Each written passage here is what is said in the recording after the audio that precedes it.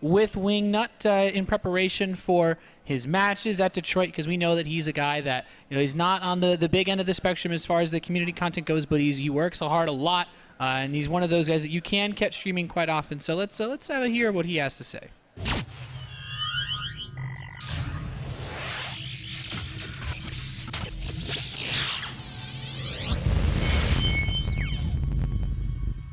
I played StarCraft 1 when I was a kid, kind of dabbled in it, didn't really do anything serious with it, but when StarCraft 2 came out, I was obviously intrigued by it again. So installed it, started playing, and just got hooked on it. And because I ran this LAN group, StarCraft became the cornerstone of Sparty LAN Party in all of our events. And through hosting tournaments and stuff, we ended up at one point having the largest StarCraft tournament in Michigan, maybe even the Midwest, in 2010, I believe it was. Through middle school and high school, I was probably one of the more introverted, nerd-type kids playing video games and playing Magic after school with the 5 other kids that played Magic. It probably was one of the things that lended to being more introverted and not really wanting to put myself out there for fear of being criticized. As I grew up a little bit and got into StarCraft specifically, I played the game for quite a while and then started watching personalities like Day9, DJ Wheat, and all of them, and really enjoyed what they did, and it gave me a different aspect of the game besides just playing. Now, many, many years later, one of my favorite things to do is get in front of any size crowd, be it 2 people or 500,000 people, and talk about StarCraft. Casting has been really one of those things that's really gotten me comfortable with that, and now it's what I love to do.